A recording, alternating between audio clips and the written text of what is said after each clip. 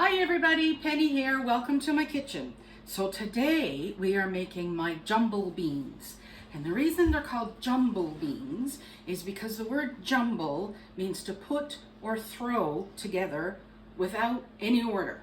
So that's exactly what we're doing. We're throwing this together in no particular order and it's going to be great. So jumble beans makes a big pot or a roaster full, so it does make a significant amount of food if you're feeding a crowd, or if you want to make one batch and then divvy it up in freezer containers, or even if you want to like eat one night and put it away again for maybe one or two other meals if you have 3 or 4 people in your family. So yeah, it's super easy. It can easily be put together, thrown together the night before, and then put in the oven the next morning. Yeah, so it's great. You can prepare it ahead, you can prepare it that day, you can freeze it. It's all good. So what we have here is 2 small onions chopped, because that's all I had was small onions. But if you have 1 large onion, perfect. And we have 1 green pepper chopped. The oven is preheated to 350 degrees. Now, this is a meat dish, but if you wanted to make it vegetarian, you could simply double the beans. Or you could add a meat substitute, like the Beyond Meat type thing that I believe it's made out of tofu, but it looks like ground beef. You could easily do that with this. But we're going to make a meat version because I'm a carnivore. So we have our onion, our green pepper, we have 1 package of bacon, and to that we're going to add 2 pounds of ground beef. Now if you're not a beef person, this could be pork. It's already been fried up and browned off. The bacon has already been cooked as well. But you could use ground turkey, ground chicken, even ground sausage, your favorite sausage.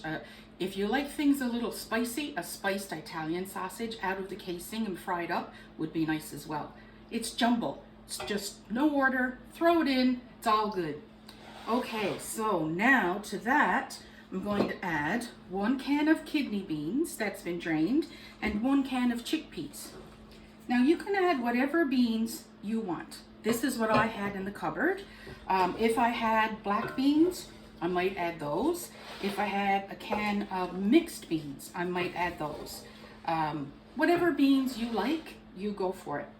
Then we're going to add 2 cans of tinned baked beans, which of course have maybe a little bit of brown sugar or a little bit of molasses. These ones have molasses because that's normally what we pick up or make. Now if you wanted to make this totally from scratch and soak all your beans the night before, you could do that and also add if you watched my beans and wieners, wieners would be good in here too. If you watched my beans and wieners video, you could add the molasses and all that type of thing in here as well. If you wanted to do it totally from scratch, soak your beans the night before, then put everything in the pot first thing in the morning and leave it in the oven all day. That would work well as well. Okay, so now we're going to add 2 cans of drained mushrooms. There we go. And we're going to add 1 can of diced tomatoes. Now if you do this from dried beans, having them soaked the night before, there may not be enough liquid in here. So make sure that you top up the liquid so everything is covered, and check it every half an hour or so when it goes in the oven for all day to make sure that the beans always have some liquid to absorb, because they're going to absorb the water, a lot of it. So if you go that route, make sure you look after that part. So this is just 1 tall can, let me see, 680 mils of just straight tomato sauce. No spices or anything like that, just straight tomato sauce. And that's that one. And finally, for the canned stuff, 1 can of crushed pineapple. And this is a 540 mil or a 19-ounce can. Now I got crushed because I like the flavor of pineapple, but I'm really not fussy about the texture. So if you have tidbits of pineapple, you can use that, not a problem. And if you don't like pineapple, you can easily add orange juice or even apple juice. Totally up to you. Now we are going to add about half a cup or so of ketchup. I'm not going to measure it, I'm just going to eyeball it.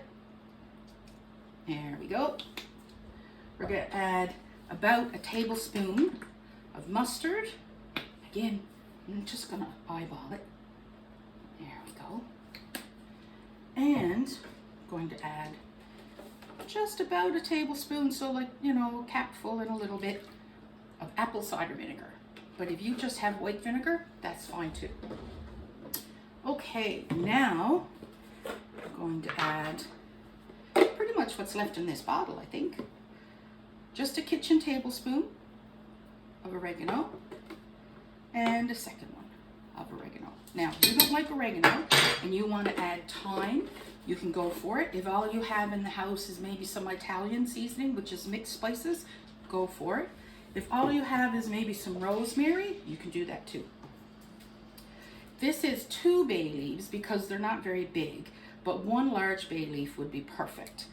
Don't forget to fish them out though before you start serving this to somebody, because they add lovely flavor, but they're not nice to eat. Now I'm going to add some crushed red pepper flakes. Not very much. I'd say that might be about 1/4 teaspoon, because we don't want it to be super, super hot, but I do like it to have a kick. But if you want to leave those out, you certainly can. Now, I'm not going to add a whole lot of salt, simply because there's salt in the tomatoes, there's salt in the beans, there's salt in the bacon. So just a little bit, about a teaspoon. And I do like pepper, so I'm going to add extra pepper. Okie dokie. And that's it. We have our jumble. Now we need to mix this all up, which is sometimes harder than getting anything else done. However, it's awesome. And we're going to throw this in the oven for about an hour at 350.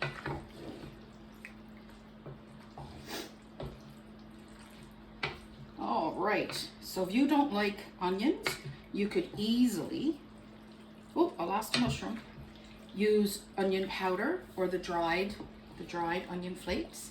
But if it's the texture of onion that you don't like, but you like the flavor, don't worry about it, because these onions and that green pepper are going to be so soft by the time this is ready.